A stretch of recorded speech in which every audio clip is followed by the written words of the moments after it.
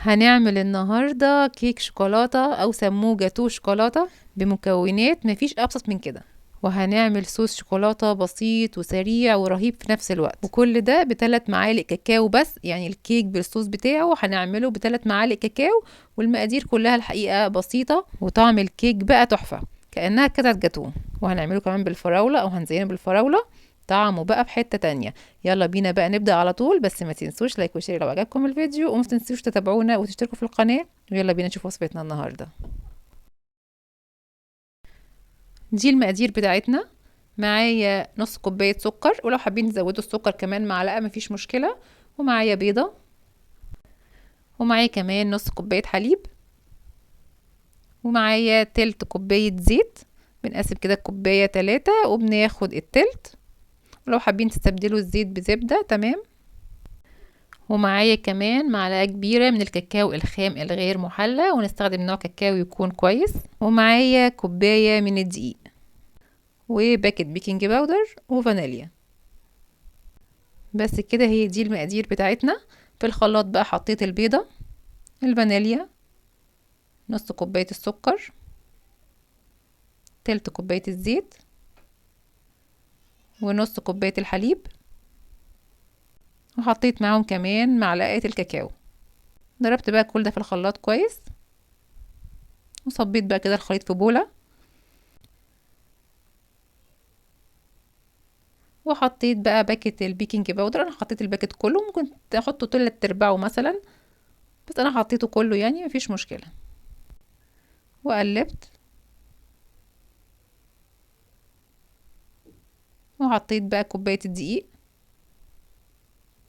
ونقلب بقى كل ده كده مع بعضه في اتجاه واحد لغاية ما الدقيق يختفي تماما.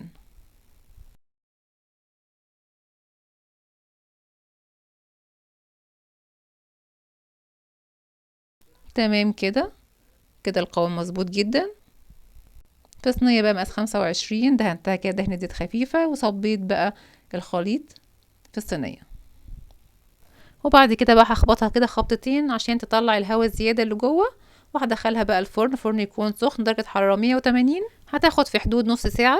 بنختبرها كده، بندخل سكينة او خلة في النص، لو طلعت نظيفة خلاص يبقى كده هو الكيك استوى. بنطفي بقى ونطلعها عشان تبرد. خبطتها بقى خبطتين كده عشان نطلع الهواء الزيادة، ودخلتها الفرن. وهي بقى في الفرن هنحضر الصوص بتاعها.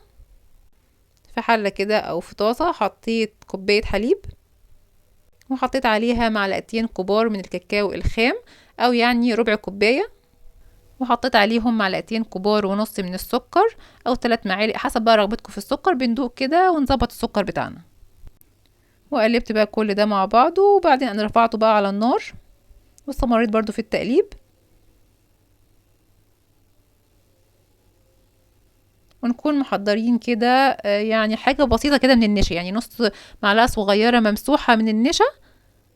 هنحطها في كوباية، ونحط عليها معلقة مية بس ندوبها فيها، ونحطها بقى كده في الاخر بعد ما يكون كده الخليط بتاعنا يعني كله بقى متجانس، والكاكاو داب في اللبن. هنقلب بقى كده ونستمر في التقليب كده لغاية هنلاقي كده القوام تقل شوية معانا، وبدأ كده يخش في الغليان. خلاص بقى هنطفي.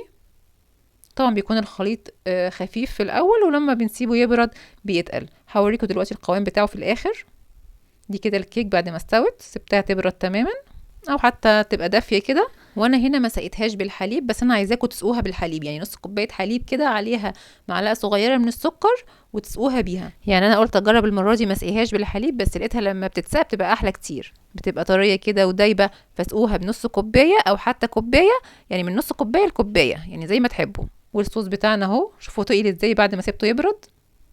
ده كده القوام بتاعه الاخير. صبيت بقى الصوص على الكيك. الكيك كان بارد او دافي كده، والصوص برضو بارد. الصوص بصراحة رهيب، هو بسيط ومكوناته بسيطة بس طعمه رهيب. بس اهم حاجة يكون نوع كاكاو يكون كويس. فردت بقى كده الصوص على الكيك كله تمام كده.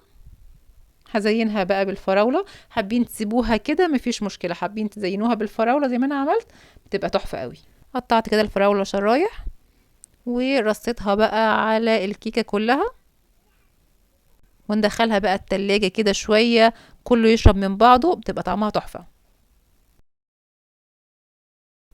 وكأنها قطعة جاتو، ومكوناتها بسيطة وما خدتش وقت في العمايل، وطعمها فوق الوصف. اتمنى بقى انكم تجربوها، وما تنسوش بقى اللايك والشير، وان شاء الله نتقابل في وصفة جديدة. نتقابل على خير، مع السلامة.